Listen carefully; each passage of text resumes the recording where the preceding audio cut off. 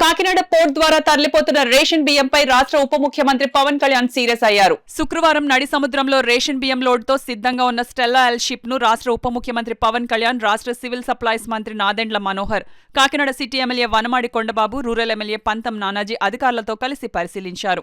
నౌకలో ఉన్న 38,000 మెట్రిక్ టన్నుల బియ్యం ఎవరు సరఫరా చేశారని అధికారులను అడిగి ఆరా తీశారు. పోర్ట్ నుంచి ఇంత భారీగా రేషన్ బియ్యం రవాణా అవుతుంటే ఏం చేస్తున్నారని అధికారుల తీరుపై పవన్ కళ్యాణ్ మండిపడ్డారు. పోర్ట్ ఆఫీసర్ ధర్మశాస్త్ర, డీఎస్సీ రఘువీర్, డీఎస్ఓ ప్రసాద్ తీరుపై ఉప ముఖ్యమంత్రి పవన్ కళ్యాణ్ సీరియస్ అయ్యారు. అనంతరం ఆయన మీడియాతో మాట్లాడారు.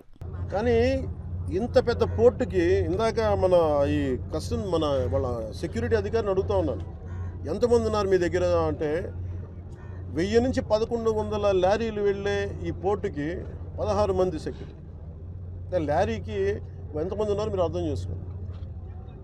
అసలు విచిత్రంగా మనోహర్ గారు పట్టుకొని కేసులు పెట్టి అధికారులకి చెప్పినా కానీ, అటు పోలీస్ కానీ, రెవెన్యూ కానీ, సివిల్ సప్లైస్ కానీ యాక్షన్ చాలా నామమాత్రంగా తీసుకుంటా ఉన్నాను. నేను చాలా సందర్భాల్లో ఆయన అడుగుతూ ఉన్నాను, క్యాబినెట్ మీటింగ్స్లో అడిగాను ఏం జరుగుతుందని.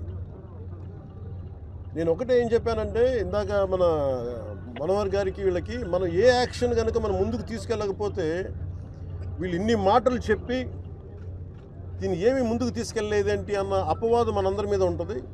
మన ఇంటెన్షన్ వేరు, జరుగుతుంది వేరు, మన యాక్షన్స్ దాని కాన్సిక్వెన్సెస్ సరిగ్గా వీళ్ళు సహకరించట్లేదు. ఇది ప్రజల దృష్టిలో పెట్టాలి. ఇది నిన్న ఢిల్లీ నుంచి వచ్చి అసలు యాక్చువల్లీ ఈరోజు నాకు ఈ ప్రోగ్రాం లేదు. నాకు ఈ రోజున నిన్న రాత్రి స్టెల్లా అనే షిప్లో ఇన్ని 100 టన్నులు పట్టుకున్నారు, పెనామాకు సంబంధించిన స్టెల్లా అనే షిప్లో. అలాగే ఇక్కడ దాదాపు 1060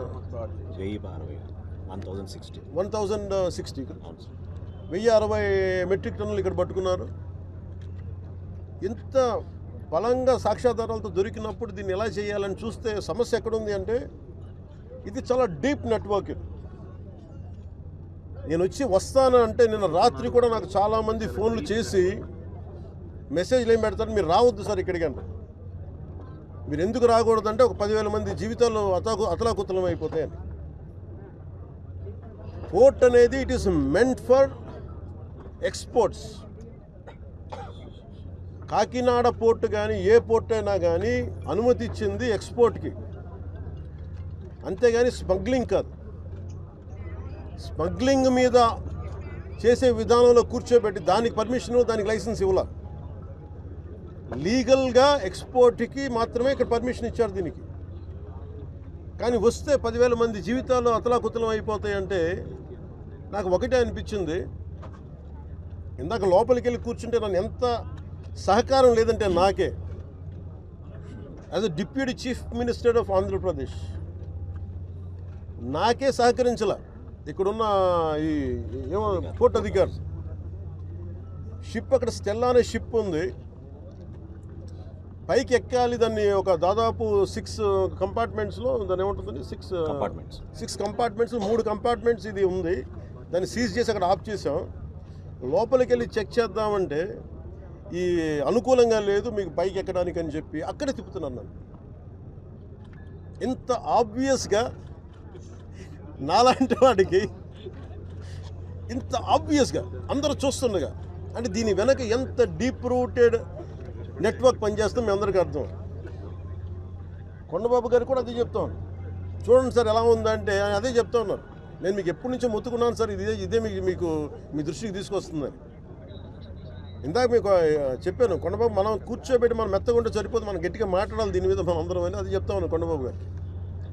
మనోహర్ గారికి ఆయన being a civil supplies minister నాకు ఏమి చేయాలి, నేను ఎన్నిసార్లు చేసిన యాక్షన్ ముందుకు వెళ్ళట్లేదంటే డిస్ట్రిక్ట్ సివిల్ సప్లైస్ అధికారిని పిలిచి నేను అడుగుతా ఉన్నాను రాగానే. నేను ఇక్కడున్న సెక్యూరిటీ అధికారిని అడిగా, చెక్ పోస్ట్ ఉన్న సెక్యూరిటీ అధికారి, మీకు పర్మిషన్ ఎవరు ఇచ్చారు, హూ చెక్స్ దిస్ అంటే, మాకు నో అబ్జెక్షన్ సర్టిఫికేట్ ఉంది. ఎవరు ఇచ్చారు మీకు, దాని మీద అధికారికంగా ఏమైనా ఉత్తర ప్రత్యుత్తరాలు ఉన్నాయా? సమాధానం లేదు. డిస్ట్రిక్ట్ సివిల్ సప్లైస్ అధికారిని అడిగితే ఓకే, నా కలెక్టర్ గారు చెప్పారు. కలెక్టర్ మీకు అధికారికంగా మీకు ఇచ్చారా మీకు సమాధానం?